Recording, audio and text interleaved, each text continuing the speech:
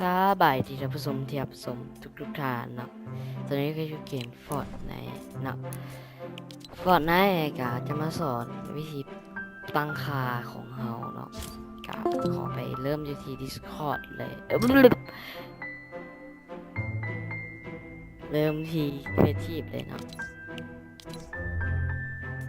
สอนตั้งค่าเขากับมือไม้กันแหละจริงๆแล้วฟังเสียงเกมเนาะมาเริ่มที่การตั้งค่าแรกเนาะก็จะเป็นการตั้งค่าการสร้างคือพวกนี้เนาะไอ้นี่ฮัลโหลเดิมดูดิเนาะตูขวัญตูจับเอาขวัญนี่นะนี่เป็นตัวเซตเวลาเราแบบเจ้าสร้างเนี่ยแล้วนิ้วโป้งเราอ่ะมันอยู่ใกล้เซตเว้ยสำหรับเราได้กดจึ๊บออกมาเวลาเขากดเลขนึงอ่ะมันจะแบบจับปืนยากประมาณนั้นสำหรับเราเนาะแล้วก็1 2 3 4คือเก่าเนาะอันนี้มันวอมันคิวมันกำแพง C มันพื้นเนาะ F มันคันได X มัน trap ส่วน roof มันเมาส์หาเนาะตัวเมาส์ข้างๆเฮาเนาะถ้าไผบ่มีก็ใช้ตัว V ก็ได้เนาะมันก็คือกันเนาะคือกันแล้วก็มันก็ซ้ำกันแหละเนาะสิเดมานี่เนาะ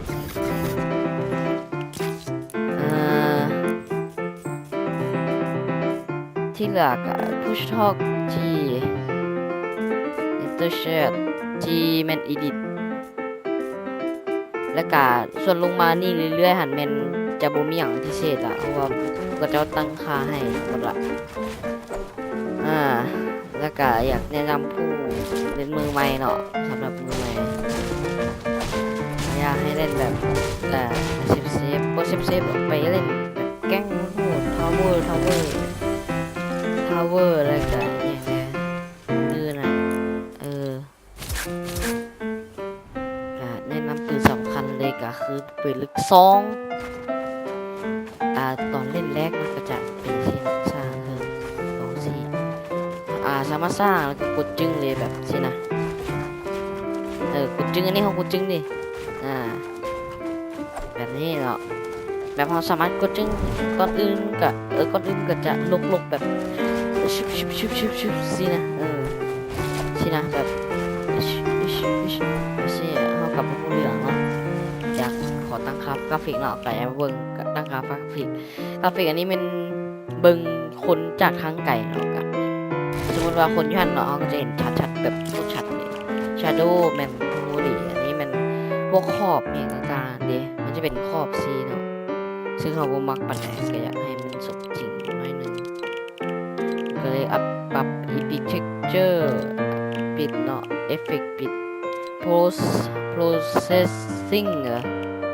อ่านผิดขออภัยเนาะก็เป็นมันสำคัญและก็ Multi Blur คือกัน2คนนี้สองกันตั้งค่านี่มันคือแบบเฮาเลือนเนาะฟึบมันจะโบเบอร์เห็นบ่เวลาเฮายิงช็อตกันแบบกระจอมานี่ก็ทางหลังปุ๊บมันนึงสินะจึ๊บเฮาเห็นแบบเฮาหันทางหลังเล่นอย่างแบบเบื้องขวานั่นแหละประมาณนั้นเนาะแล้วการสร้างก็แนะนำเล่นใหม่สร้างแพงสิเพลงยูพร้อมเลยสำหรับมือกลาง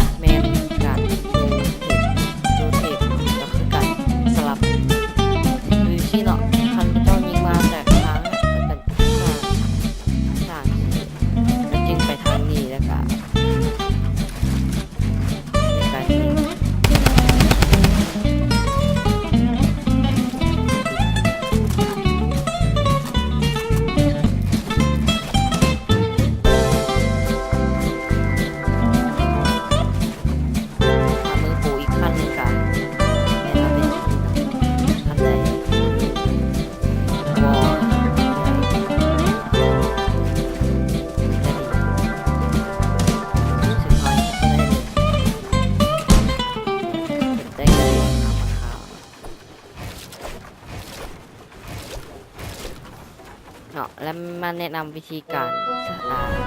วิธีการอีเมลนะจะเป็นแบบนี้แบบนี้แบบนี้แบบนี้แบบนี้จะเป็นเอาไว้นึ่งๆกันพวกเราให้ถนัดกันแบบนี้สินะแล้วก็ไปพอถนัดแบบนี้แ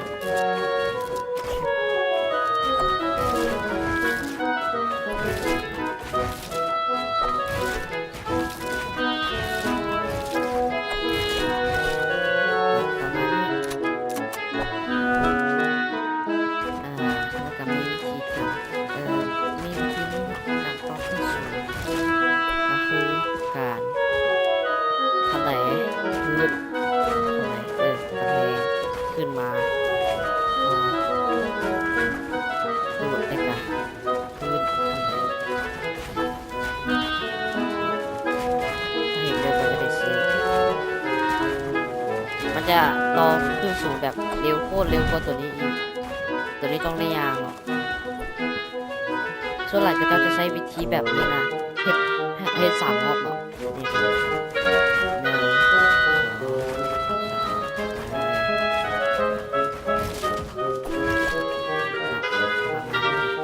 ไม่หรอก4เลยเอาให้ทัน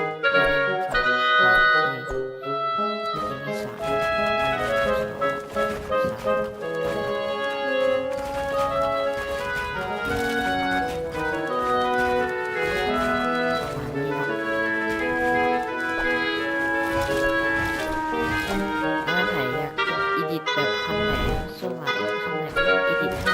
หรับมือใหม่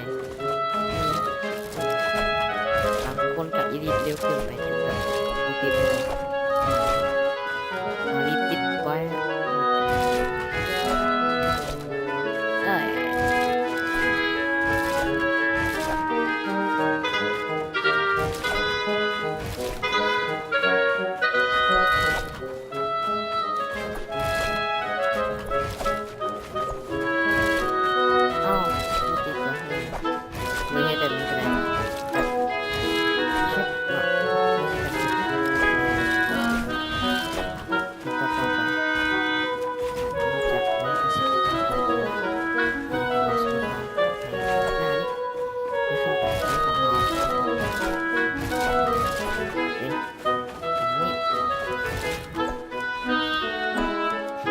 มาเบิ่งดีเอ้ย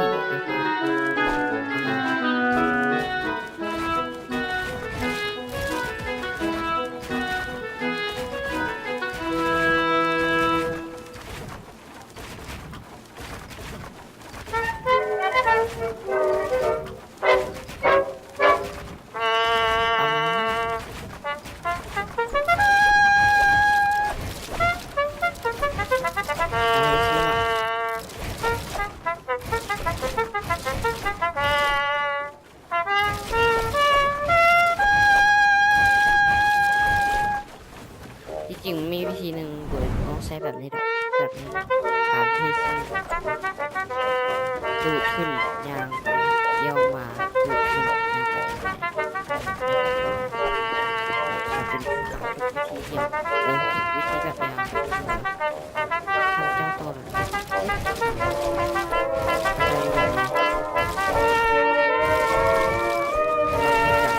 ทำไหนปีเอาแบบอีดิทไว้ย้อนแบบ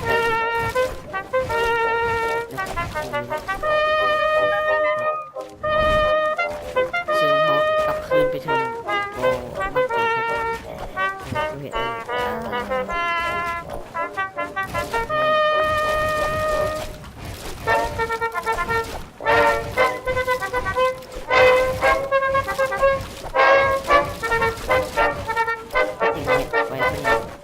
ฝีมือตกนี่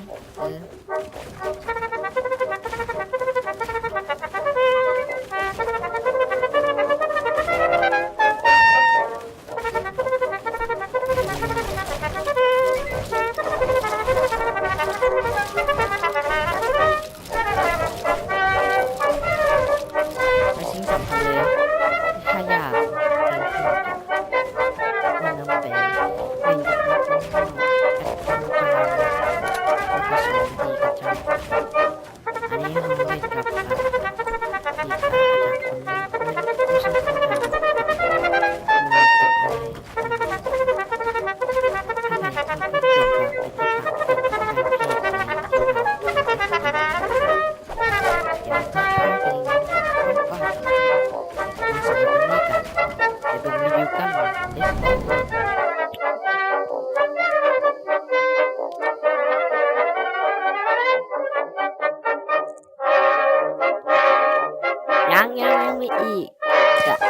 ตืม